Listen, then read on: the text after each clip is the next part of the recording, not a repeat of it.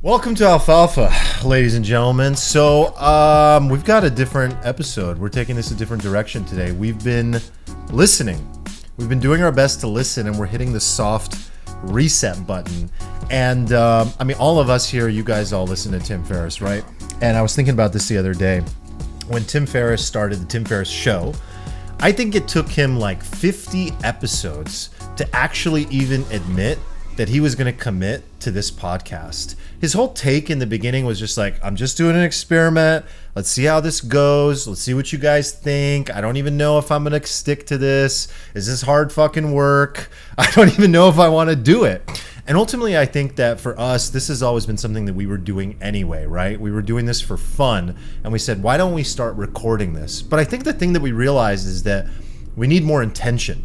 We need to actually focus on giving you the alfalfa in every single episode and have a little bit more of a structure, if you will, with that focus to actually help you make money and extract the value in a more clear way. That doesn't mean that we don't want to have as much fun as we were having, but I think we want to just overall focus on you more, as if you're the fifth person sitting in this room having a conversation with us. So we want to actually be aware of the fact that you're sitting right fucking next to us and really speak to you and speak in a more linear chronological way where we unpack these ideas one at a time and make them actionable and give you a reason to really care in the first place. So we're really excited. We've literally been talking for days about this in terms of how we want to take it. And again, it's still just an experiment. Please let us know what you think. We're always evolving this whole thing. Make sure you're subscribed to the show wherever you're listening. As always, that means a lot to us. And let's dig into the agenda. So with everything going on in the market right now, it's an absolute clusterfuck. I think everybody knows that. We're recording this on Tuesday, January 25th. It's a shit show, right, guys? It's like nobody knows. Back at McDonald's. Yeah, I mean, what was that McDonald's meme? McDonald's basically put out a meme on Twitter that said, it was something like, if you run a crypto Twitter, we're hiring. Like, let us know if you need a job. President of El Salvador literally photoshopped himself in a McDonald's uniform. So that was kind of the meme moment of the week there. That was a good one. All taking it in good stride. El Salvador is on fire. I've been to El Salvador. I'm actually very impressed, and so is Nick, with how far they've come. This is actually really impressive with what they're doing. So, look, this is actually an opportunity for us to connect on this, right? We haven't talked. It's been a week, and we all have a lot on our minds about all of this. And I think that when the market is on fire like this, it's an opportunity to go back to basics. And everyone's in fear, especially the existing investors like us. We're all poor all of a sudden. our portfolios are down, Stephen, you were saying 35%, even just in the last few days, in the last week. At the same time, more people are entering the market than ever before. I posted this, that I've gotten more texts than I've ever gotten in my life about crypto. And everyone wants to know what to do. So we thought this would be a good time to go back to basics. Should you be buying? Should we be buying? And we're going to dig into all that. We're also going to end with this alfalfa drop.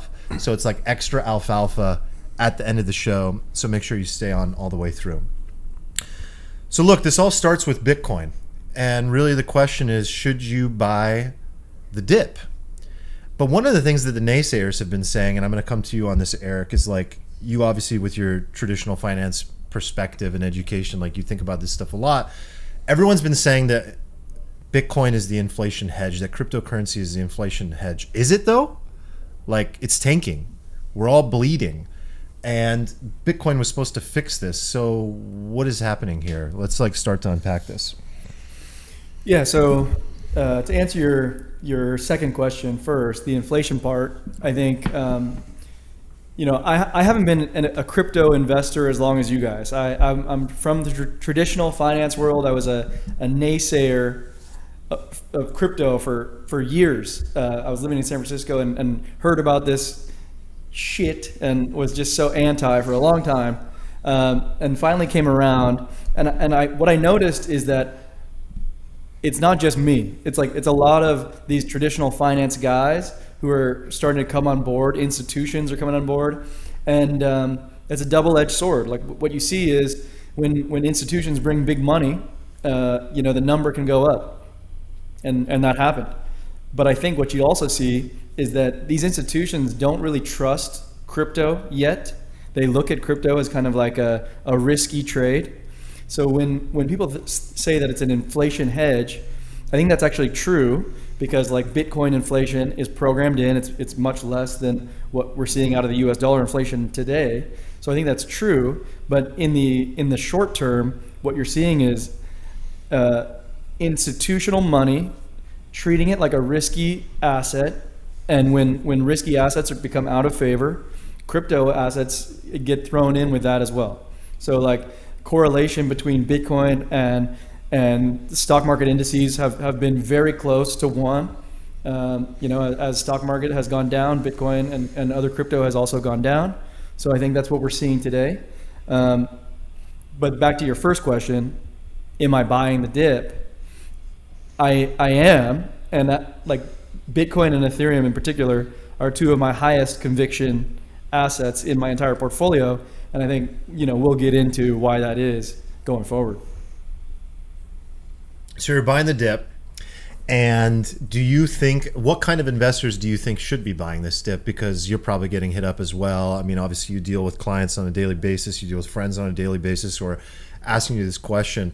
So we're already in, you're buying, you're an existing investor, you feel this is a dip that you should be buying, but should the new entrants into the market be buying as well? Like, is this the best they're going to be able to do? Is this the low of the low for now? Well, I don't think it's a good question. I don't think anyone's going to be able to predict the exact bottom.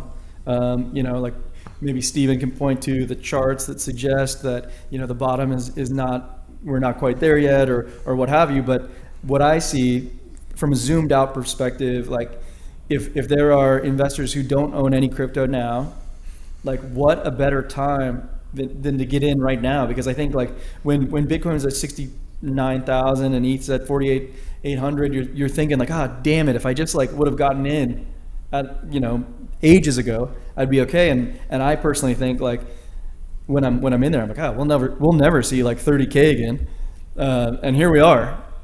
It's like, what a beautiful moment for newbies to really jump in and get in at better prices than we've been getting in, like dollar cost averaging our way up the whole time. It's an awesome opportunity. I couldn't agree more. I mean, so one of the things that I've been telling people is that, I've been dollar cost averaging my way in for years. And then when I see dips like this, I obviously like go shopping. I mean, it's like 50% off all-time highs. So the real question I think that most people are asking is like, well, what to buy and where to buy it and how to buy it, and actually are we at the bottom? You just addressed that, but like let's kind of talk about where this is going to, like over the next 12 to 24 months. I'm sure we all have like a different opinion of that, because I fundamentally believe that like whether you're buying at 35K Bitcoin or 20K, at the end of the day, like I think most of us believe we're going to exceed all-time highs by the end of this year again, right? Like, do you guys, I don't know. Nick, what do you think about this? Yeah, I think you bring up a good point of time horizon. And if you've ever had like a traditional financial advisor discussion, one of the first things they talk about is, well, what's your time horizon? Is this a retirement thing of 30 or 40 years? Or are you going to need the cash short term? So to me, that's the first question to always ask. Like when the question is, what should I buy and what are the price predictions? And should I buy now is, what's your time horizon? So for us, or at least for me in this investment, I'm hoping this is a multi-decade time horizon because we see a generational opportunity in technology and in this market specifically. So you have to ask yourself, if you're a listener, what is my time horizon? If you are talking 3 months, 6 months, if this is cash you're going to need for a down payment on a house, your answer is going to be very different than, hey, I might see 100 to 1,000x opportunity over 30 years and I want to take advantage of that. And so that is the framework in which you should be approaching this. And that changes all the answers in terms of what should I buy, how much should I buy. So I think, without giving an answer, I think that's the framework that I would be approaching this first, is answer that question. And you might have 2 buckets of money. One that's long-term focused and that you'll hopefully never touch, and you might have something that's shorter term, and your risk may differentiate on that. Just a real quick funny story, like my dad, when we were growing up, he used to take me to the horse track, and we would handicap horses. And Nice. people would come up to us, and we'd be reading the handicap stats on the horses and figuring out just playing little numbers and figuring out which horse we think will win. And strangers would come up to him and say, hey, what horse should I bet on? And he'd start with, well, how much money do you want to make? And they'd be like, well, I want to make the most. He said, well, then you got to bet on the riskiest horse, and you're probably going to lose most of the time. And so you have to think about, if you're short term and want to make a lot of money, you're going to be on the riskier end of this asset class, which we like to call shitcoins sometimes. And if your goal is to I want to try to have a lower risk, and I want to try to be certain I'll make some money, and then you're going to be on the lower risk of this asset class, which are the high conviction assets, we think, at least that Eric mentioned, Bitcoin and Ethereum. Granted, it's in this little encapsulation of one of the riskiest asset classes in all asset classes, so good to take that into account. But anyway, I always think of that quote my dad would give people, well, how much money do you want to make? Basically, how much risk do you want to take? Born gambler. He's a born DJ. Yeah. So I think, that timeline and risk is like the two most important things, and basic financial planning doesn't escape, the cryptid asset class. Well, dude, look, like when I started, and I think you guys probably all started the same way, it's like we all came in with what we were willing to lose. Like that's the entry point that is like the most accessible for most people, because it just makes it like really easy for you to make a decision. Like, I'm willing to lose $100. Fine. And you start there. You start with $50, you start with $100, and like that's where most people start when they've never ever invested in cryptocurrency. And then when you get in, I mean, Nick, you said this in a previous episode where you were like, put in 10% of what you want to invest now, today. So let's just say, okay, crypto's at 33K today. Like, if you have $1,000, put in 100 today. And as soon as you put in that 100, you'll start paying attention. I mean, you brilliantly said that, and we turned it into a clip. And it was perfect, because it was like, that's exactly right. Once you're in, you start to play the game, and you pay attention, and you learn it. And then you start asking questions like what I'm asking now years later, which is like, do I even need stocks anymore? Which I would love to unpack with you guys. I think that brings up the concept that we talk about a lot, and we should probably define a little bit, which is dollar cost averaging. So when we say we're DCAing in and DCAing out, it essentially means that we're taking chunks of our portfolio and putting smaller portions of it over a period of time. Because let's be frank, we don't know whether number's going to go up or number's going to go down, and you can't time the market historically. And so you have to say, okay, I feel bullish about this, I feel good about it, but I don't know if this is the bottom. It may go down more, it may go up. And as a principle, we do not buy into pumps, and we do not sell when things are crashing. Even though you really want to. And that is a formula for losing money. Like, you don't have to really believe in anything else to know that that is a losing formula. So, if we think it's bullish and we don't know where the market's going, you take a portion of your money and you DCA in. You dollar cost average in, and right now Bitcoin's at 36K.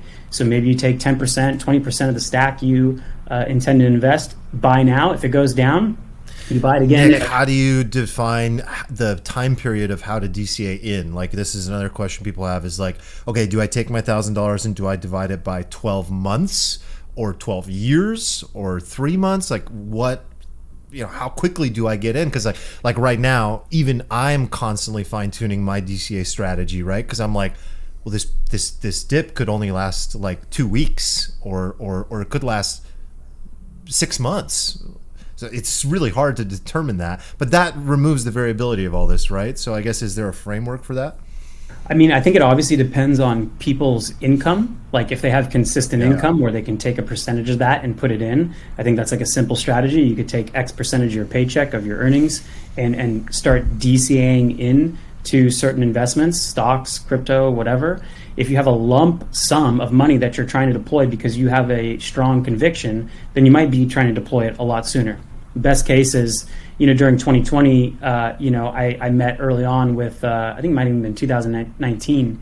Definitely was 2019, because we lost a year in the pandemic and it just escaped my mind. But, we started, talking about Bitcoin again, and I remember Stephen and I had, coffee just to talk a little politics and foreign affairs for fun, and he said, "Listen, like I urge you to at least have 1% of your investable net worth in this," and that started to get the motions going, and we started talking about it more, and over the course of like early to mid 2020, I started to build conviction in this thing. And by like September, October, I was like, okay, I need a chunk, like, a considerable chunk of my net worth in this thing. So once I decided, I was basically buying every week, every day, to try to accomplish a specific asset allocation. So in that case, it was a strong conviction, and I wanted to put the money to work quickly, versus, maybe something that you're going to take a percentage of your income over time. So I think those are two different strategies, all super, valid. So I'm coming to you, Lord, aka Steven, the DeFi Lord. But I want to summarize this really quick so far. So like, look, I'll use an example I had. You guys know this guy. Some of you know this guy, Arvin. I'm going to call him out just because he's a jackass and he deserves this. But he literally, I love Arvin. We love him so much. He's a legend. Dude, so he's been reaching, I hope he fucking hears this. He reaches out and he's like, all right, you little shithead. Like, stop posting about NFTs and tell me what to do. And I'm like, so you want me to stop posting? He's like, he gave you a noogie online somehow. Exactly. I'm like, so you want me to stop posting? Or no, he's like, I like it, but fuck you. Like, you're making it, and I'm not with the NFTs, and I want to know how to do it too. And so we started going back and forth and back and forth and back and forth, where we eventually landed. This guy has personal goals with what to do with his money. Like, say, for example, to actually buy property. And he needs the money. Like, he wants to invest the money into assets that will grow today. Like, he needs the cash today. So he's thinking very short term. He's looking at NFTs. He's looking at this dip right now. He's saying, ooh, I want to make money. I would signal the fucking danger alert on that one. And he quickly realized that as well, where he was like, this is not for me. This is not the right time for me, because my time horizon is too short. So like, just a word of caution to people that are looking at this as like a 3-month, 1-month thing. You're going to lose that way. You're going to get hurt that way, because you end up making irrational, emotional decisions. I know I have. So don't do that. But if you're going to be thinking somewhat long-term here, at least a couple years, I don't think you can lose at 35K Bitcoin. So my Lord, like, where is this going? How do you see Bitcoin playing out? Because it looks like a good opportunity here, and we're all trying to figure out what to do. Yeah, I mean, straight up, just anybody who's listening to this podcast and is just like asking the question, do I buy the dip? The answer for you is yes, just to just generalize, because if you are asking, do I buy the dip, you're definitely not a trader. So the only way you can have an edge in this game is to have like a long time horizon to buy things over multiple years. And yes, at times like these, you should be buying the dip. But I think a lot of people ask the question, do I buy the dip? Because they're like totally lost, as opposed to like, what is a high Bitcoin price? What is a low Bitcoin price? They have no concept of what that even means, right? So they just look at the price of Bitcoin and they look at how much it's down, and they're just like, is this a good price? Is this not a good price? So what I would recommend to everybody who wants to get into the space and like take it more seriously is to start building out their own sort of like thought model, like on how Bitcoin moves over like long time horizons. And I think the easiest way to do this is to go to lookintobitcoin.com and to pull up either the Bitcoin rainbow chart or the Bitcoin logarithmic regressions band chart. And when you pull these two charts up, what you will see is that when you zoom way out on Bitcoin, it's this sort of logarithmic growth curve, the pattern that like basically all networks follow when they grow, with this very steep initial trajectory and leveling out, right? So you'll go, oh, Nick, I kind of get how it moves. Can you share? Right? Can you share your screen? Can you pull up the rainbow chart? Because he's got the rainbow chart. It's kind of showing us it's like showing us that Bitcoin's getting down into like way oversold territory today. If we could just like share it on screen, that'd be cool. Yeah, I'm pulling it up. Go ahead. Yeah. So step number one is like, people having the epiphany that, oh, Bitcoin over the long term looks like a network growth chart, which looks different from how stocks grow, right? Generally speaking, it's a different pattern, right? So that's like step one. Step two is to then give yourself like some sort of concept of the volatility of Bitcoin. Like, what is possible? What is the upper end of the range and what is the bottom end of the range? Like the very best case and the very worst case scenario. And when you do that and you look at a chart like the rainbow chart, right? What you will see is that the price right now over a long time horizon for investors is in a very, very attractive area to buy.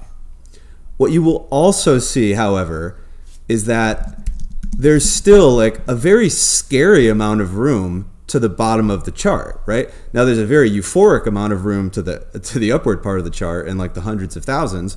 But what is the bottom of the chart at right now? Can you I can't really see it. Yeah, I'm hovering over it right now. Like the theoretical bottom is like 17,000. 17,000, yeah. And I think that's like kind 50%. of reasonable. I think 17,000 is a reasonable benchmark to have for a non-black swan bottom, right? We're just talking about a kind of worst case bottom, right? If things go like really badly, but not in like a total like World War III doesn't happen, right? And Nick, and Stephen, quickly, like, what is a black swan event, just by definition? Well, black swan would be like Russia launches a nuke into Ukraine, right? Something like that was kind of priced in, but not really, right? Like way beyond what anybody thought would happen, comes out of nowhere, and it just shocks the market and throws it into chaos. Like another example of this was the COVID crash. Like if you look on the rainbow chart, you can see the COVID crash. It's just really nasty. Like that thing just came out of nowhere and just the price nuked and nobody saw it coming. It was a black swan event, right? But any investor can kind of pull up this chart and be like, okay, at least I have an idea of where I am, generally speaking, right? And so if you have this chart, and I'm not saying that this chart is like the Bible and you just trade this chart and it's always going to work, but it's a better frame of reference to have than what most people currently have, which is nothing. They just look at a number in their portfolio, and that's not particularly useful. So in this chart, you can kind of see if you kind of like subscribe to this logarithmic growth trajectory, you can see like where we might be going in the future, what the worst case scenario is that you should kind of mentally plan for, and just like kind of relative basis on a very long time horizon, how oversold we are. I think this is a. I mean, one of the must for problems, anybody. Stephen, is like when you. This is brilliant, and I love that we're sharing this. Like one of the problems is when you get past 2022 to basically like 2024 and 2025, which the halving is in 2024. It's just kind of all the same. Like you can't tell if you're at 100,000 or 300,000. Like we're obviously in upper. This is a territory, so logarithmic chart, right? So it's orders of magnitude with every line. So small changes can result in prices that are 3-4x then, right? And but it's good to keep that in mind because you need to become aware of how much volatility is in the space and like how even if this thing is going directionally way up, especially over like a 1-year time horizon, the price can go anywhere. Like you guys earlier were saying like, oh, we all think we're going to make new all-time highs this year. I don't think that that's like much more than a coin flip, to be honest. I think it's very possible that we trade to very, very devastatingly low levels like all the way through the summer, right? And if that's the case, if we're 17K at the end of the summer, like I don't think it's a given that we're just going to go up 400% to make all-time new highs at the end of the year. I also don't think that the market is over. I don't think that we're going like full bear for like 4 years and we're losing 90%. I don't believe that at all. But I think that this current market cycle is just drawing out way longer than people had initially priced in, and still possibly like do price in, right? Like we might not see like a Bitcoin peak until 2020, end of 2023, like 2024. We may never see like a peak and trough again. It may just continuously do this kind of volatile thing up and down, but never kind of be like totally dead for a long time and never blow off. It's very unpredictable, which is why for almost everybody out there who's listening to this, the play is to just buy a little bit all the time, as much as you are comfortable doing, right? And if you see like these kind of nukes like lately where price is down 60%, where you pull up your rainbow chart and it's telling you it's like in the oh my god, you know, buy zone. If you feel comfortable and you're cool with like the downside from there because it could still happen, and you have a long time horizon, then yeah, in those periods, like unload and buy a little more than you would if you're. So just to be really clear, what zone are we in right now specifically, Nick? You have that open. It's... Like we are in a crossing from the still cheap to the accumulate band. Accumulator. Yes. Yeah. Yes. Like I personally am not buying this dip, right? And the reason I'm not buying this dip is because my personal allocation is way higher than I already want it to be, right? I probably have like half my net worth in like crypto, right? Yeah. So I am very willing to put the chips down and place a high conviction bet. But for me, that price point is going to be like way like big traders, like kind of like big kind of macro guys, like to look at like the 200 week moving average as this kind of worst case scenario. And in the past, it has been a very good worst case scenario for Bitcoin, right? There's never any guarantee that that will continue, and it does get scary when everybody in the market assumes that that's going to be the bottom, right? But if you look at where the 200 week is right now, like I think you could, I think it's probably around 17K. And I think if you project out like a 3 to 4 month bear market or something, or a 6 month bear market, it'll probably get to around like 22K by the time that happens. So that's sort of my frame of like my mindset on like where I'm going to be comfortable taking on additional risk beyond like what I'm already comfortable with. But dynamics could change that too. Like if we get something like that's like a COVID crash, right, where you have this gigantic like capitulation candle and like $4 billion in liquidations, and price very rapidly recovers and kind of like there's huge volume and it goes to do like back up again. That might be a sign where you kind of throw away the long-term risk model a little bit, and you look at what's happening and you go, okay, everybody just got wiped the fuck out. Who's even left to sell at this point? People are buying. It looks like big people came in. I'm going to kind of do it, right? But when you get these kind of slow, protracted bleeds, like for weeks and weeks and weeks and weeks, those can kind of go on for forever and can be very scary when like kind of no bid comes in. But again, like a long-term investor should not be concerned with that, and that is like not concerned with this. Now I have a very specific question for all you guys. Okay, you are 30. You're talking to your long lost cousin. They are 35 years old. They have no debt or minimal. They make a decent income, and they currently have $100,000 in net worth, portfolio assets between their 401k, their stocks, maybe some baseball cards, whatever the fuck. What percentage of this person's net worth, not all at once, but in general, should they work toward having in crypto assets, meaning Bitcoin, Ethereum, shitcoins, stable coins, and NFTs? Let me put on my financial advisor hat for a second. This is not particular financial advice to anyone, but none of this is ever financial advice. None of it is. But like that, like the cousin you're talking to, this hypothetical cousin, it totally depends on his individual preferences. It goes back to Nick and his dad at the racetrack saying like, how much money do you want to make?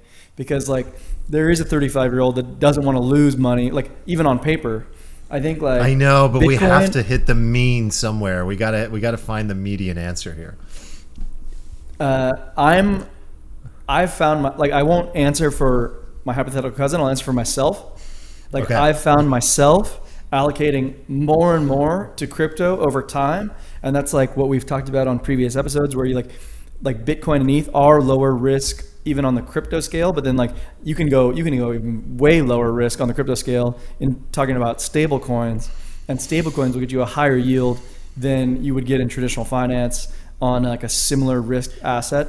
So yeah, like, I'm sorry, we should remove stable coins from the crypto pile. We really should. That I would be mean, fair, should right? we? Should we? Yeah, that's I mean, that's cheating. He's like saying, like, this is a question a lot of people ask. They're like, how much should I put in? How much should I put in? And you're right that the answer is, there's not a right answer, right? Because the answer is conditional upon how much risk you want to take on, right? But the average person who is like 30, 35 and is making good income, right? And wants to take on like kind of like a hearty amount of risk to try to make it. And they're not really concerned if they're going to lose like most of that, like 100K, because, well, they make 100K a year and they'll be fine, right? And they're willing to take that on to make $10 million. Like, I don't think there's anything wrong with putting like 20-30% of your investment portfolio in like Bitcoin, right? That's a better answer. That's a number. That's a good answer. Can I do a better answer? Yes. And I think a better answer is not necessarily a percentage per se, but it's like it would be us asking ourselves, how high is Bitcoin going? Right? Like how high is like it could drop down to 17K, right? That's like what we just said is like the bottom of that blue area band in the rainbow chart. But how high could it go? And then like you do your own math on a personal level. Like if Bitcoin can go from 33K today up to 100K or whatever number we think it is, then it allows the listener to kind of like answer that for themselves. Mm-hmm. That's a good point. I mean, I don't know about you guys, but I'm in the 1 million plus Bitcoin territory by 2030 for sure. No question. Yeah. But could be totally wrong. I mean, and I don't mind, because worst case scenario for me, it's like, all right, it's like 400,000. Oh, take your mask off, Kathy Wood. Take that mask off. Let me see. I know you're under there. Oh man. So I mean, because I want to get a little bit into the how. I think we're getting clear that like I'll answer that as well. And Nick, if you have an answer, look, for me, it's like I can only also answer for myself. The more time that goes on, the more Bitcoin and crypto I own. The more I play with NFTs, and I say play because it literally feels like I'm playing like a freaking 15-year-old. And it is true that we're literally sitting around playing with cartoon JPEGs, like we literally are. And some of them are actually brilliant by design, and some of them have developed their own little mini universes of games. And at the end of the day, we're playing around and we have no idea. And the best you can do is like,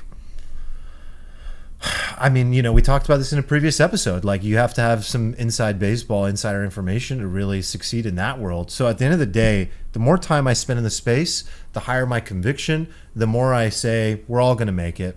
And if I lose in this space, so be it. Like, I can afford to lose. But I'm past the point of like personally being like, I'm only putting in what I'm willing to lose. Like, it's way past that. Like, I don't want to lose. Yeah, my conviction. The conviction is high on particularly strong assets like Bitcoin. We've been talking about. I think like ETH is another one of these assets that we're pretty certain is not going to zero. Like, you know, these things could hypothetically go to zero, but like I don't think Bitcoin and ETH are going to zero. Other assets can. Other crypto and digital assets can, but not those two. Right. So for me, I'm getting pretty close to like 35%. So what about you, Nick? Well, I mean, I'll tell you what Steven told me when we first started talking. He was like, listen, just put in 1%, even if you don't believe it, in the fact that like if this thing 100x's, you doubled your portfolio amount. And if it goes to zero, you only lost 1%. And that's how it started. And then like you guys have mentioned, as you have it part of your portfolio, and why I mentioned in previous podcasts, just buy 10%.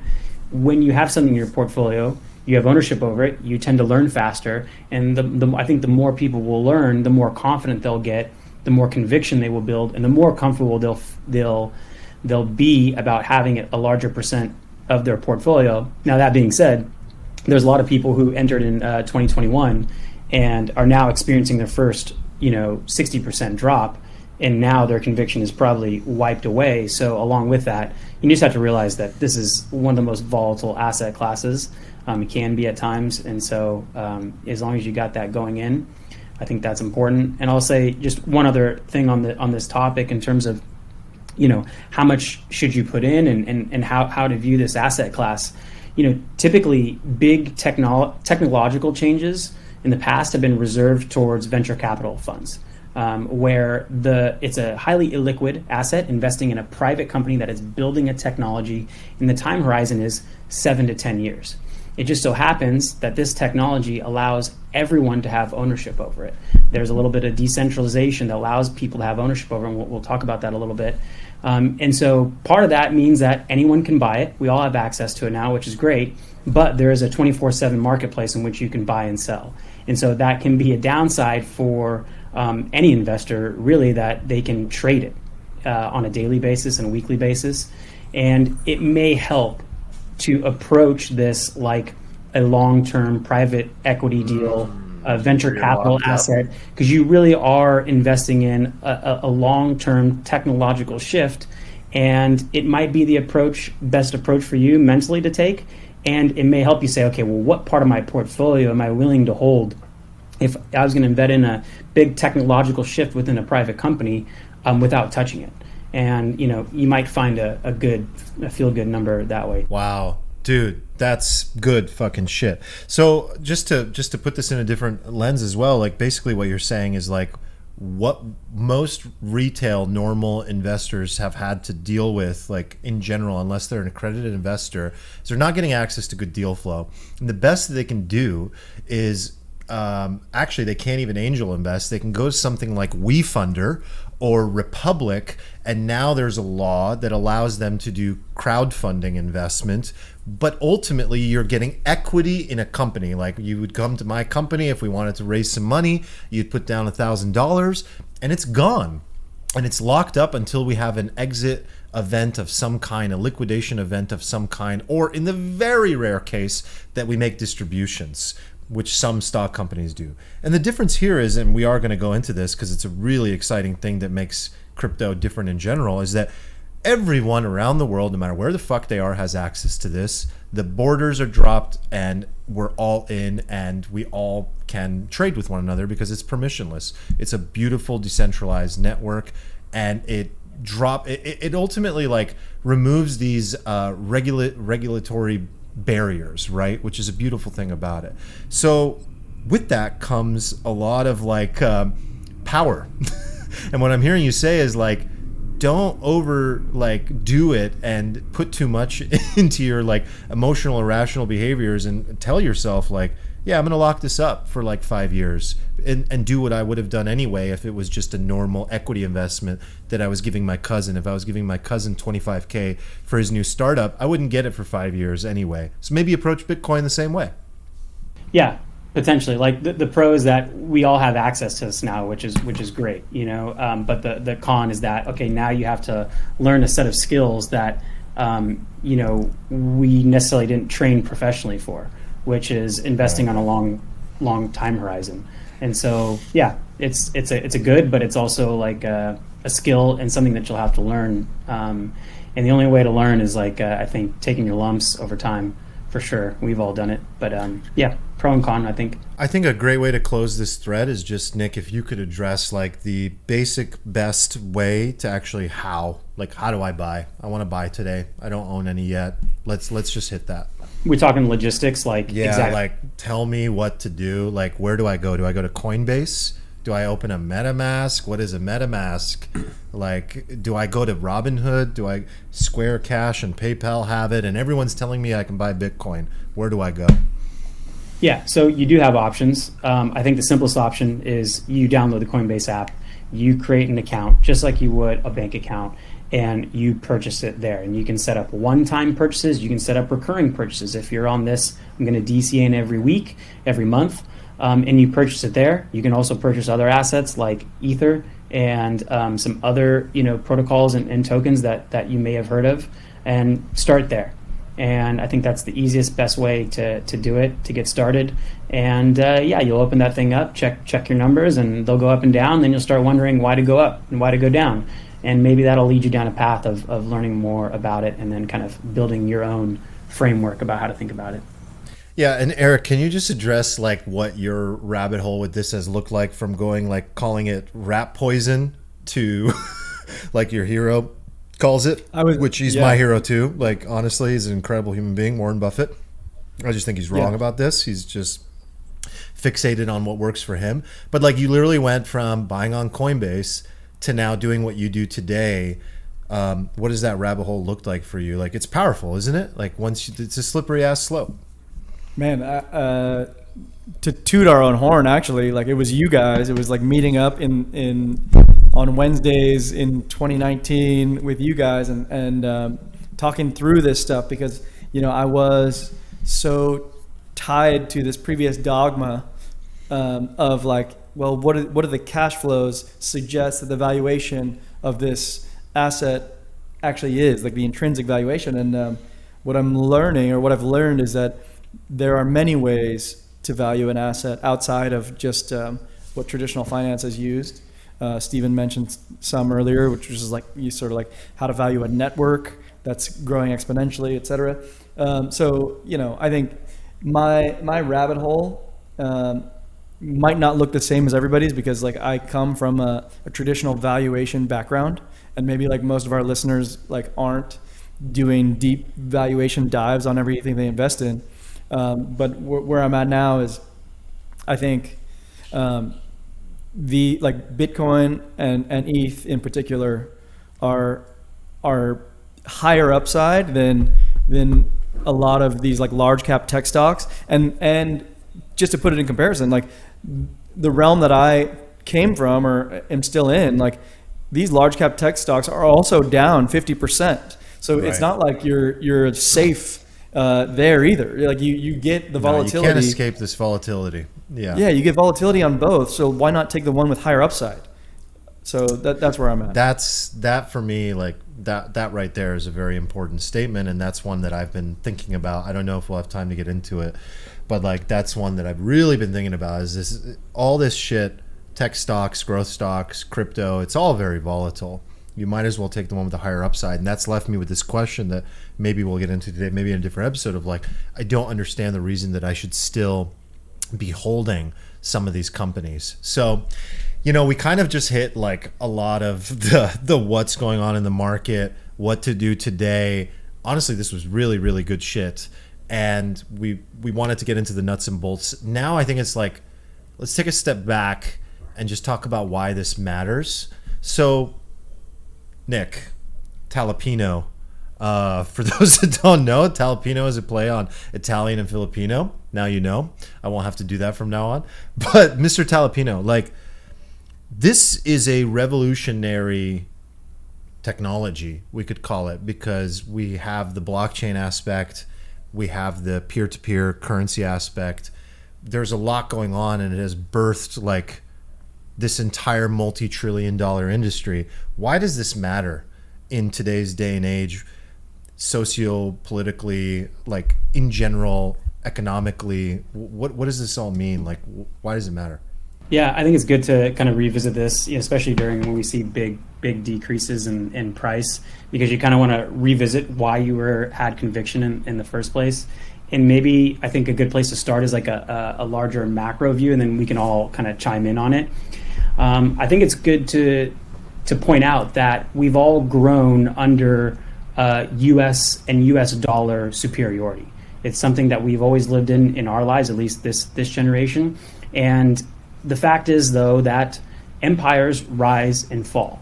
And you might have a sense that maybe the U.S. is decelerating as an empire, and maybe China is accelerating an empire. But if you look over the history of, say, the last like 600, 700 years, there have been multiple empires that have risen and fallen along with that reserve currencies. And you can kind of look at, like, Ray Dalio has like this really good framework. He just published a book about the changing, world order and how this has happened multiple times. And he describes this curve of rises and declines of empires. And it typically starts with like peace, prosperity, and some type of, good productive part of the economy. And for us, it might have been, post World War II. After we came out of it, the economy was strong. Baby boomers, had like a long stretch of economic growth. And then we get into this debt bubble and wealth gaps, which maybe we were in the last like 20, 30 years. And we may be approaching where the curve falls off and starts to decline, which is a debt bust and economic downturn. And then the next stage in Ray Dalio's framework is printing money and inflation. And beyond that, after you get inflation, you get an even larger wealth grab, and then he kind of goes into like there may be some kind of eventual revolution or war. And so just an example to point out how empires can rise and fall, and along with that, the reserve currency. Before the US dollar, we had the United Kingdom with the sterling pound. And even before that, like in the 1600s, we had Netherlands was like, when they were embarking on, colonization, they had their own currency. It was like the guilder or something. I don't know what it was called. And before that, we had the Chinese dynasties, which were the kind of main empires. So I think it's important to know that this has happened, even though we haven't lived through it, that the rise and fall of empires and the reserve currencies can actually happen. And so now we face ourselves, well, where are we now? And you can obviously see inflation is part of the news headlines. We've obviously have this large amount of addiction to debt where interest rates have been extremely low and money printing is just going on like crazy. Like it's a meme that the Fed just keeps printing money, the U.S. government keeps printing on money, and now we're starting to feel the effects of it, which have been predicted. You're not going to say the money printer go brr? I was, and I was like, it's low. I don't want to cringe. I'll do it for you. We'll talk about it. Yeah. But now we're feeling the effects of that inflation. Inflation is a harm to everyone, but particularly middle and lower class. And so everyone is starting to feel this. And this is part of Ray Dalio's The Start of the Descent in an Empire. And at the same time, we have China, which is growing economically on a per capita basis, but as an aggregate. And it's projected that by 2030, their economy will be larger than ours. And I think people who are alive now are going to feel very weird when we have another empire that's starting to grow. And there's going to be this gravity around the norms and values that China is going to, push in all different types of life, from the economy to culture, etc. Now, when you look back at all these like rises and fallings of empires, a currency rises and falls with it, right? Like I mentioned, the Netherlands or Dutch guilder, I don't know exactly what it is, the pound, the US dollar, and you might say, well, if China's rising, what's next? And you could say, well, does that mean the yuan is going to be a reserve currency? But this is where Bitcoin becomes important, because now we have this non-nation state alternative. That we've never had anything like this before to even be at play in this model that you're talking about. Like the model is sort of being challenged in a way. Would you agree with that? Yeah, and it's fascinating that it's a technology. We're used to going from like nation state, right. Reserve currencies and dominations, where we could have a technology platform based currency. And we're not saying that Bitcoin could be a currency, but it is a form of currency that is immutable in a ledger. There's no denying. There's no denying like who owns what and what was traded when. And this provides, I think a good, stretching point for where else we see Bitcoin going. But this is something new that hasn't, been presented when we have these, concurrent decreases and rises in different empires, let's say. Fascinating and somewhat terrifying, to be honest. I felt like I was listening to something is an inevitable truth that I honestly don't want to face, like the idea of not being number one, like America, like that's what we are, that's what we've always known. And to think that by 2030, like when my Bitcoins are worth millions of dollars, like America USD is not going to be number one. I mean, it's a pretty terrifying thing. Stephen, I feel you have a lot to say on this, and I also know that you worked for Ray Dalio. So if you'd like to shed any light on that as well, alongside this model and how Bitcoin as the potential reserve currency of the world might play out and why it all matters. Yeah, I mean, I honestly don't worry too much about China. I think Nick and I always have like kind of opposite perspectives on China, which I appreciate, and is and it's something I'm always trying to think through. I think China is like a little more of a paper tiger than a lot of people do. Like, I think if you look at the GDP per capita, which is what really matters, right? Because if China has the largest economy in the world, but there's 9 billion people and they make like $1,000 a year, it's like kind of like, who cares, right? So, I mean, China even today is like behind like some African nations. I think the GDP per capita is like $10,000. They have a huge demographics problem. It's not something I concern myself with personally. It's probably not something like the average person needs to worry about too much, you know, but I keep it in the back of your mind, I guess. As for like why Bitcoin means something or should mean something to you, I think a lot of people look at it as like a casino game where they can like place a bet and then like win a lot of money. But that's not what it is. It's much more important than that. It's a life raft for people. I think people really need to drill it into their head that the powers that kind of govern us, right? Not just in the United States, but throughout the entire world, right? And this is an important thing for people to get. Like, we're going to probably be the last boat to sink, right? So congrats for living here. The dollar will probably be the last currency standing, I think, right? So that'll be great.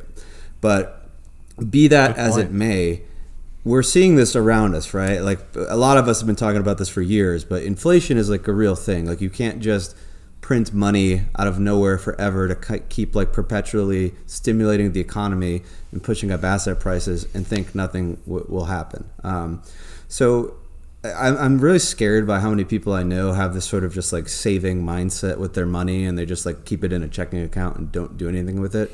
Like, your money is going to melt at like 10 to 20% a year. I don't buy the CPI numbers. The CPI numbers tend to be like constructed to measure things that like don't change. It's like, it's kind of ridiculous. And if people don't get that through their head and buy things, so in other words, they're sort of publishing these numbers around what inflation is supposed to be, but it's a little misleading because they're only publishing metrics around certain things, but the ones that are bleeding the most are not being included. Yeah, everybody in the government has an incentive to make inflation look as low as possible, right? And this is just basic kind of logic. And although Bitcoin won't be an inflation hedge for you over the next 6 to maybe 24 months, like, because right now everything in the world that you buy is just the same trade, right? People are trying to buy stocks as though like the earnings of the companies really matter, and it's kind of like they don't.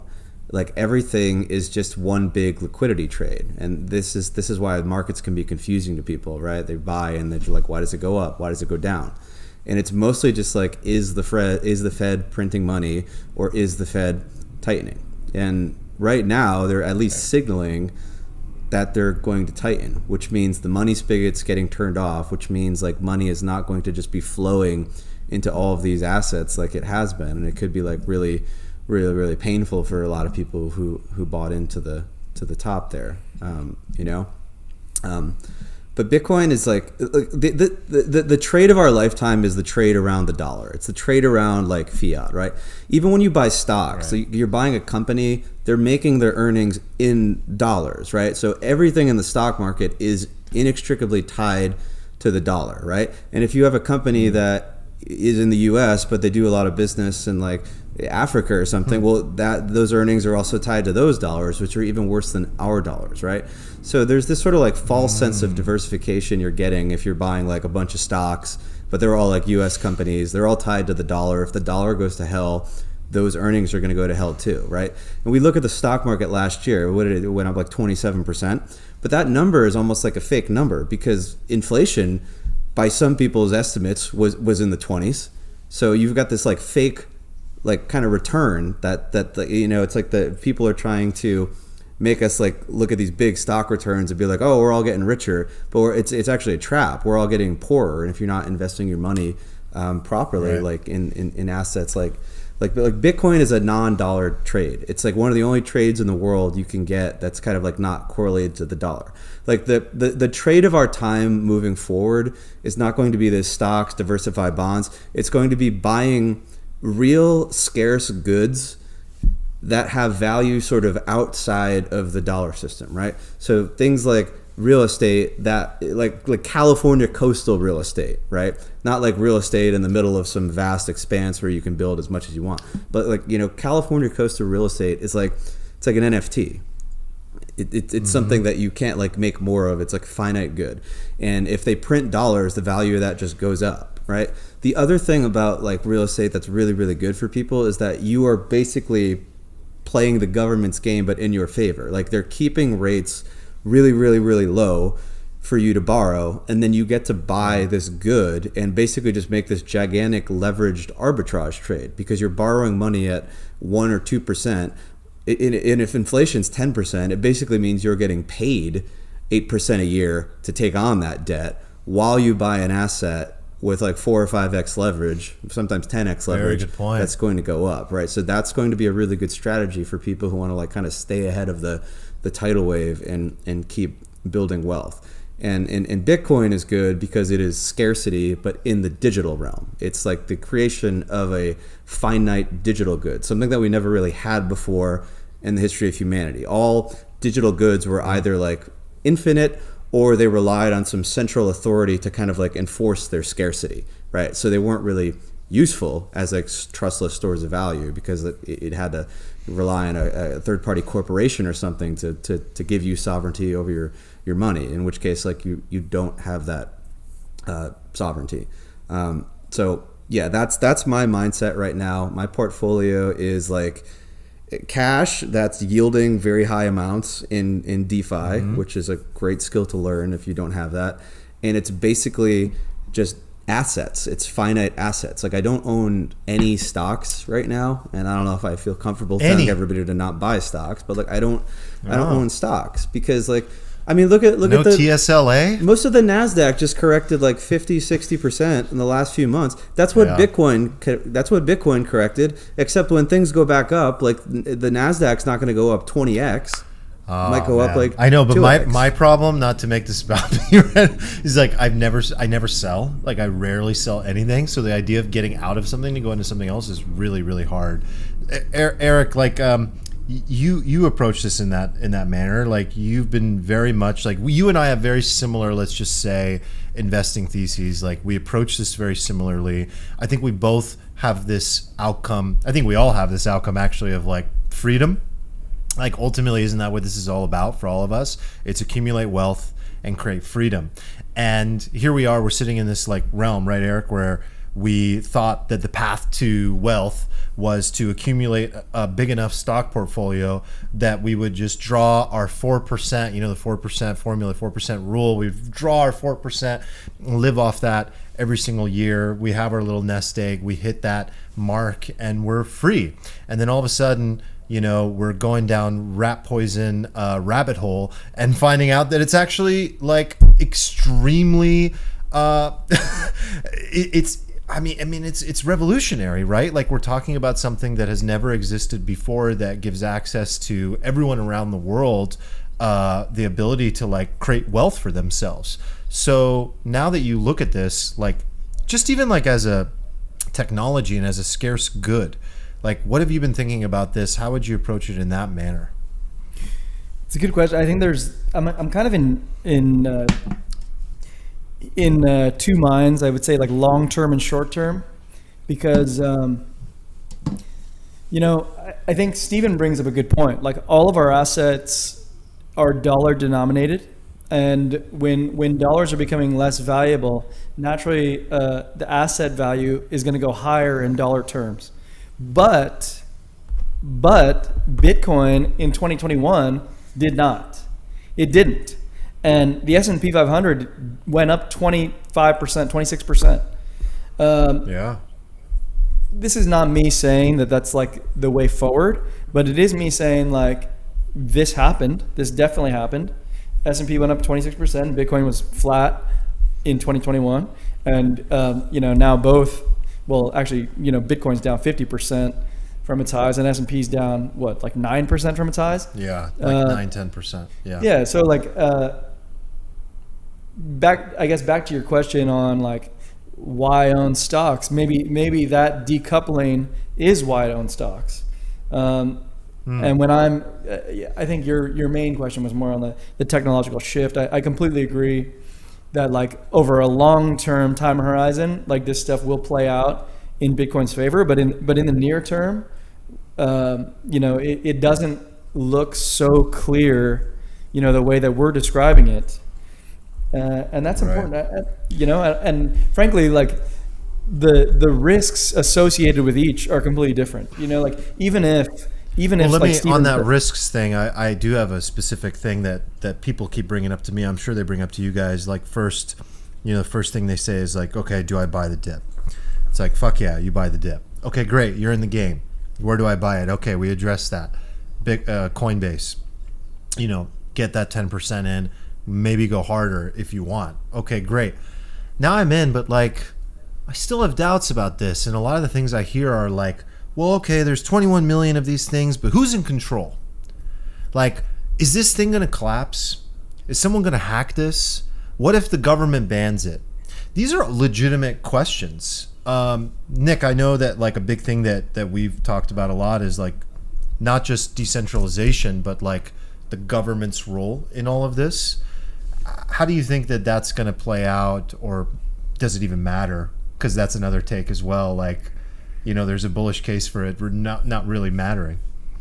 Right. So, we have this kind of censorship resistant hard money, this like digitally scarce currency that hasn't, come up in the past. And so if we think, like Stephen was saying, we're inflating and every empire eventually inflates, we now have this option. And so that's why it's important. But it also presents a threat to countries, right? So the U.S. government might see it as a threat. And, how it turns out, I don't know if they will be able to ban it. I mean, I guess they could. What if they do? Yeah. What if they do something similar to like China or India does it like every week? I don't think they can ban Bitcoin because it is so decentralized and international, and it is kind of borderless.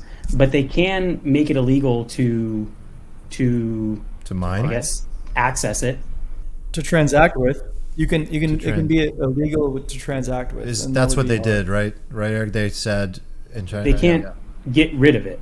Right. It will continue to exist whether the U.S. government, decides to make it illegal to transact with or not. So it does have this censorship resistant. But can we play that out? Like, imagine that all the governments of the world come together and ban this thing and say you can't transact with it, you can't mine it. Now where do I convert into fiat at all? Like, how do I turn Bitcoins into dollars? I want to spend it. Otherwise, it's just gold sitting in a safe that I can't do anything with unless the end of the world comes. Let's play that out. So let's say that China's banned transacting it. Let's say the U.S. does. I think in that case, the game theory is so strong for another country or a group of countries to actually embrace it because it Go the other way. Yeah, I think it's so much of an opportunity for, let's say, India or any other South American country to actually El Salvador. embrace it. So we're all moving to Portugal. Yeah, because they can, one, bring technological talent and economies, growth opportunities in their economy to their shores, but also they could kind of use this hard money, digitally scarce angle to make their currency or their economy harder relative to other currencies and economies. So I think if that does happen, the opportunity for someone else to kind of I think you're absolutely right.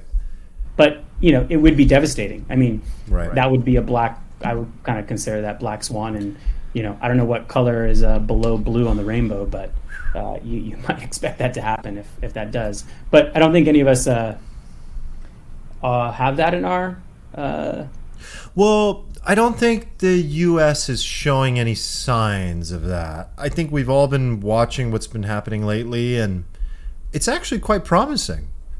Like, we've been watching some of the hearings, and there's good questions being asked. There's curiosity, genuine curiosity. There's people coming to the defense of the crypto community in general within the realm of government. Like, I know there were definitely some multiple things that we shared in our threads that were really cool and really promising. So it doesn't look that way. But just to play that out for people that are that skeptical, if it did happen, ultimately you vote with your feet. and somebody will take advantage of that. There's already countries like Portugal that are like, we love this, we don't care, and El Salvador. And so, yeah, maybe you look at a new world order where there is this new natural sort of divide between countries that are pro or against Bitcoin. But I don't really see that happening either. Are you guys overall optimistic about how this is going to play out in our country? From like a regulatory perspective? Yeah. Yeah. No, I'm pretty optimistic. I'm definitely optimistic about Bitcoin. I think a lot of people think of regulation as like a bad thing, but regulation for like big institutions, as far as like, non terrible regulation, but just like, the type of regulation you want, that's good for adoption, because these large institutions want predictability. They want to know that there's not going to be some legal mishap down the road, right? So that will free up a lot of like large capital pools to come into the space, and that will be good, right? I think on the other hand, like you have the more nuanced topics of like regulation when we talk about decentralized finance, right? The applications that are being built on platforms like Ethereum or Phantom or Polkadot or Avalanche or what it may be.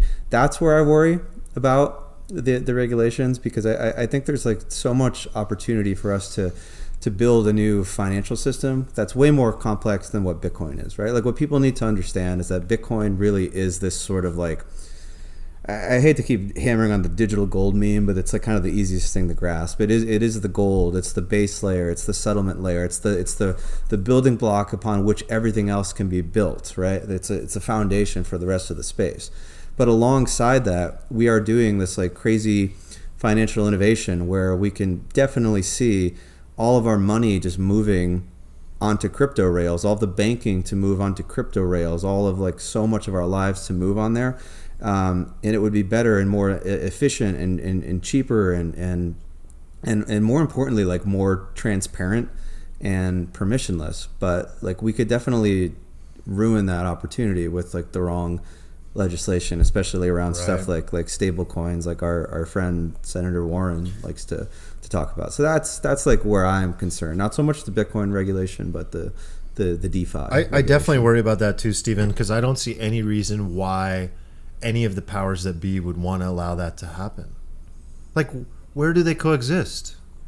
One point on this, like typically like regulation benefits incumbents, particularly large incumbents. Like bank regulation actually benefits larger banks and not new entrants. The regulation makes it tougher for new entrants to come in. So in the crypto sphere, Bitcoin is the incumbent. It's owned by a lot of institutions. It's owned by public entities. And so if regulation were to come like those, it would probably affect some of those newcomers or like more nascent opportunities in DeFi that Stephen mentioned and hurt them. But I think it would actually strengthen Bitcoin's position in that case, I think. Yeah, it absolutely would. I agree with that. And I think that like the fear that I ultimately have is that like the integration between the crypto community and the people that we've elected to be representatives of us ultimately in our government doesn't go the way that it should to the best of its ability. Because I see on the one hand the crypto community raising its hand and saying our door's open. Like we've all seen this in crypto Twitter, right? Where like they're raising their hand and they're like, we're available. Do you want to talk? Would you like a fucking seminar? Do you need to understand? What do you need to understand? Because we want to win with you. Like we'd love to win with you, and we'd love for you to better understand this so that we can set up a game where we all rise up as a nation. But I don't think that at times we're seeing that sort of behavior, because that's incumbent behavior, not on the Bitcoin perspective you're talking about, Nick, but just like incumbent politician perspective. They don't have the time for that sometimes. And I would love to see more of that. I would love to see more doors open. I would love to see certain senators and certain representatives like actually be willing to have that conversation. I don't know, Stephen, do you think that that's important, or am I talking about something that's not even that important in terms of how this plays out? Yeah, it's not honestly something I'm thinking about a lot right now. Like when I'm thinking about it, and I think what most other people are thinking about, right, is they're just like, okay, I need to buy coins, like what coins do I buy? And like we can kind of like obviously pontificate on the regulatory stuff, but it's a lot of it's sort of like largely beyond my control, right? And as an investor, I like to focus on things that are within my control. And one of the big things that's within my locus of control is like, what coins do I buy? And I try to buy coins that take that into account. But to make it specific, scenarios, Stephen, you know? I think that what the individual investor is worried about is that they're not worried about their Tesla stock being taken away or crashing to zero. Well, Tesla's a bad example, but they're worried about their Bitcoin going to zero. I don't think that anybody I talk to is really that worried about Bitcoin going to zero, if I could be slightly contrarian. I think there are large pools of capital that are worried about regulation and the effect it might have on like their investment. Almost nobody I talk to is like talking about regulation as like a primary concern. To be honest, they kind of just want to know like what number go up most, when moon, which altcoin, you know, which is like a fair thing to do. And if you're not investing like a lot of your money, like you shouldn't really care if it's going to go to zero. That should be like a mental thing anyway, right? Like you're just putting a couple points in, right? You're doing the 1%, 2% trade. You're making like a high risk bet with the, you know, the idea. And the idea that it's going to go to zero because of regulation in the long run is just like silly anyway. I don't think it's like worth concerning about, because if it does, then the whole experiment didn't work, right? To say that like you believe in Bitcoin, but you also believe it could be regulated to zero, is to say that you don't really understand Bitcoin or you don't really believe in Bitcoin. So when I go through this whole circular logic, I'm just like, that's not something I have to worry about, because in the long run, I believe, ergo, this will work. And if it doesn't, then I was wrong to begin with. It's not like there's a scenario where Bitcoin is exactly what everybody thinks it is, but governments could stop it, you know? Let me hit it with one more angle to Mr. CFA. It's not that they're worried about the regulation. I think that most people, especially in your world, just are like, this is a scam. This is a Ponzi. Okay. I was ready to be called upon, and I think like I was going in a different direction, but like I'll give you my take from a TradFi Hit mindset. the other one too. Yeah, the TradFi mindset I think is more thinking like uncertainty. Typically, they equate to risk. So like we don't know what the regulations are, so you know we're gonna bucket that all as like this risk that we don't understand, and I think like if you look at the markets today, we don't know what the Fed's gonna do tomorrow, what they're gonna do to the rates. So like the stock market has corrected dramatically on mostly uncertainty, not on actual news or moves. It's mostly this uncertainty move. So I think like regulation could be an upside catalyst, kind of like what Steven said, because it would remove uncertainty from that sort of like risk sphere, and probably not in a way that just like eliminates Bitcoin, like if we're being completely honest about it. That's fair. I appreciate that. I like that. Let's like try to summarize all some of this to the best of our ability. So we're buying. We should just say what we're doing. One of my gripes, what's really like grinding my gears, if you will, is the fact that, and this hits at like the whole state of traditional finance, I literally can't sell my traditional assets fast enough and get the cash to get them into my bank account to literally buy the STIP. Like, I don't know if you guys are experiencing that, but I'm currently experiencing that. But the process of selling an index fund or a stock, getting that cash, and then getting into Coinbase, and then getting it into like MetaMask or whatever it is that I want to do is like absurd. It's absurd. And that's Bitcoin and crypto solves all of that, first of all. I don't have any money in my bank account, so I don't really have that problem. You are so deep in the DeFi sphere. Well, by the way, let's spice it up. Let's do like a hypothetical. So let's say it's like 2 months from now, and Bitcoin does the nuke thing. It nukes. It just is one of those like super death candles. It goes from like 28K to like 12K, and everybody just like can't believe for the 9th time that it went that low. And then it just sort of like springs up, and then everybody's kind of like, oh my God, that was it. It's over. Like it's up only from here. What are you going to buy? Like, are you buying Bitcoin, or are you buying something else? What's the first coin you go to? Wool. No, that's a good question. That's a good question, because in that scenario that Steven just played out, also other assets are demolished as well. You know, like Right. in that scenario, S&P's crushed, NASDAQ crushed, everything's down. I would be personally very comfortable, be cozy buying Bitcoin down at those levels. So comfortable. What are you buying, Nick? Nick? Same. I mean, like, it's the same point we are now, but just cheaper.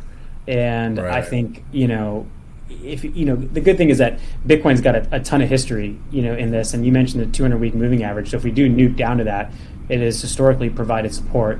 And if it goes below that to zero, well, then, like I said, the whole experiment's done. So if we assume the whole experiment's not done, then historically it's even better buying opportunity, and it may present an opportunity to actually move assets, like Armand was mentioning, from other asset classes into Bitcoin. But I think, especially for the person listening, in that scenario, Bitcoin is probably the best risk reward of this whole asset class. When you look at like other shit coins or even ETH, it definitely has a lower risk reward ratio, I think, than Bitcoin. And so, yeah, buying Bitcoin all day in that scenario. All right, I'm going to give you a different take on this. You know what the worst coin, in my opinion, to buy is when you have like a super nuke? It's Bitcoin. When I like to buy Bitcoin, normally is times like this, where you look at it and it's low, right? And it's undeniably low, but you also know it could go way lower, right? Because when I'm in that like uncertain middle ground, I like to give myself optionality, right? So if it nukes lower, well, I hold Bitcoin. So Bitcoin's going to nuke the least of all the other coins. I then, if I want to get really spicy, can actually sell my Bitcoin and buy something that's like way more of a shitcoin now that I know everything's been completely annihilated. Because when things go back up from there, those alts are going to way outperform Bitcoin, right? So Bitcoin in these kind of like nether regions is like kind of like my favorite buy, because I know that no matter what happens, I will be all right in the long run because I'm holding something that I like truly believe in. And I have the optionality to just flip it into like a higher beta like altcoin play if we like super nuke. As for what I'm buying, like I have one coin that I've been eyeballing. I mean, I've owned it for a while, and it's been very, very, very good to me. And whenever people like lately have been asking me for like a cheap hot alt recommendation, there's the one I've mostly been giving. I bet you get asked that a lot, Steven.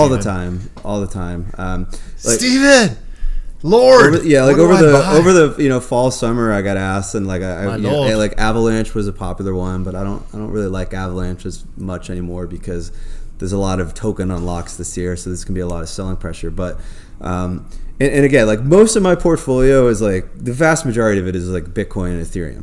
But I think it's totally fine to have this like 5, 10, 20% if you want to be really spicy that tries to go after like the long tail of crypto, like get those like super massive gains. What I am going to buy if everything nukes is, are you guys familiar with Phantom? Mm-hmm. Phantom, oddly enough, has probably been like the best performing crypto for the last like month or so. The ecosystem's like absolutely on fire, and that coin tends to nuke super, super, super hard, but like rebound like also really, really, really, really hard. I really like, that's like my favorite ecosystem. Like for somebody who wants to step outside of Ethereum, put like a little bit of their portfolio in like the non-dogmatic Ethereum trade. It's probably like 4 or 5, 6. I don't know. Maybe it's like a 7 billion market cap now, but it's a coin that doesn't have like a huge supply that's in the hands of a bunch of VCs who are going to dump on you. The communities are good. The projects are interesting. It's got like really good organic growth. It's got this community that's been through the depths of destruction in the 2018 market already. So it's got a kind of a lot of hardened veterans and holders. So that's my. I think that's going to be my YOLO coin when we super nuke. not financial advice. When we super nuke? If you were to try to do that, like looking at the 2017, like what was in the top 20 in coin market cap, ranked by market cap, I think if you're not like a knowledgeable investor or full-time trader like Steven is, picking that one that has the higher beta at that super nuke level is pretty tough to do unless you're in it all does. So I think, maybe just call Steven. Everyone's just. I'll put his number in the description below. Yeah, please send all your hate mail here when Phantom goes to 4 cents. Oh my God, perfect. I will tell. I think that's a very important disclaimer, Nick, because they do not exist anymore. So just for now, maybe buy some, get in the game in general. I think that was as good a summary as we're ever going to have. And we're going to finish with what I promised, which is the alfalfa that Steven is bringing today. Steven, what's the alfalfa? We don't even know about this. This is news to us. Yes. So a lot of people aren't talking about this yet, but SpaceX is going to launch an NFT. And we all know that Elon has a penchant to pump his bags on Twitter. We saw what happened to Dogecoin. So this is something that was just brought to my attention today by a friend of mine. Thank you, Carter. You are truly an NFT god. But you can actually get on the whitelist for this project so that you can mint the NFT when it comes out by buying one of the artist's current projects. His name is, I think it's Rafiq Anadol. I totally butchered that, I'm sure, at Rafiq Anadol on Twitter. I think that the cheapest project you can buy, for the money to get the whitelist, it's a collection called Feral File on OpenSea, and it's the unsupervised collection. So Feral File unsupervised. You can pick these up, I think, still for like 0.9 ETH. Get you a whitelist, and I think you can actually go to the website and buy it there directly and save like 20 or 30%. Armand is literally buying as we speak. Wow. He's forgot how to ask questions. I actually haven't bought this yet, so I need to hit this up before all you guys front run me. Wait a second. This is on OpenSea? You can buy it on OpenSea. You can also buy it directly on the website. Yeah, I see the site. All right, let me try to explain like a couple pieces of this. So, okay, for someone who hasn't bought NFTs before. Wow. So basically, after you've bought your crypto, and well, specifically your Ethereum, because that is the native currency of like 95% of the NFT space, you load up your browser extension on your, like literally on your browser, on your Google Chrome, called MetaMask. You transfer from Coinbase to MetaMask your Ethereum, right? You move it from the Coinbase to the MetaMask, and then you log into this website called OpenSea, which is eBay for NFTs, okay? I think most people know this, but I think it was important to mention. Once you're here, what Steven mentioned is that there's a whitelist. So when new projects come out, typically when they come out, there's any number of the item, right? These are non-fungible items. It means each one is unique to the blockchain and you can prove your ownership. But you can have 1,000 NFTs in a collection, you can have 3, or you can have 25,000. And so I don't know how many this collection has, but typically when they mint, which is when they're created, a certain amount are set aside for certain people. Every project, it's up to them how they approach this. It's up to the owner. It's up to the creator, right? And so most projects have what's called a whitelist. And within that whitelist, they designate people either automatically, like this guy says, if you own a CryptoPunk, you automatically get the whitelist to my project, which then allows them to mint it before anybody else does. And it goes live into the eBay marketplace, which is called OpenSea. Now, in most cases, you can qualify for the whitelist by doing a few actions, by joining the Discord, by participating in the community. You get access to the whitelist, which, if you have the time, is really worth it and is a strategy in and of itself for flipping NFTs. Because if you know a project is going to be hot, you can get in on the whitelist. You can mint it for like 0.05 ETH, and it varies from project to project. And typically, if you know that that fucking marketing is coming from like an Elon, that's probably something that's going to rip within the first few days after going live on the marketplace to everyone else who wasn't on the whitelist. So I think that's important because probably some people don't know that. So actually, in this case, I'm going to do that. So I'm going to qualify for the whitelist for this, because if Tesla is actually, SpaceX is actually doing an NFT, like, we got to do that. So we need to buy the Pharaoh file. Yeah, none of us are even in on this, so you're actually getting in. Mm-hmm. These at the same time we are. Unsupervised data universe things are pretty cool, actually. Did I miss anything, by the way, there that was important? Because I really want people to actually take this one, and if they want to get an NFT, this could be the one they get.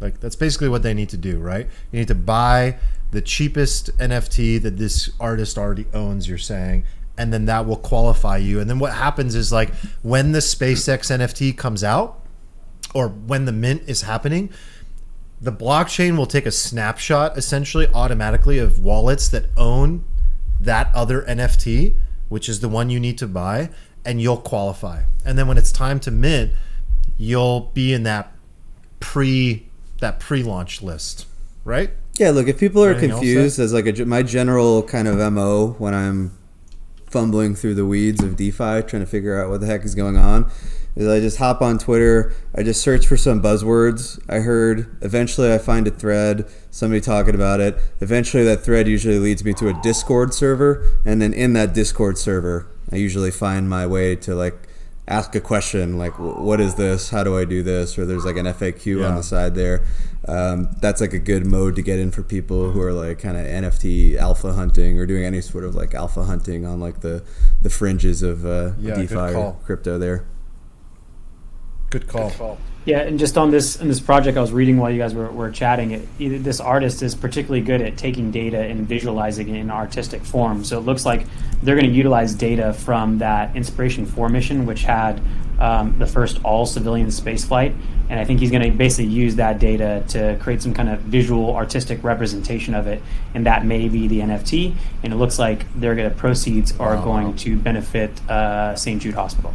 Yeah, I think dataland.art is the project website, actually.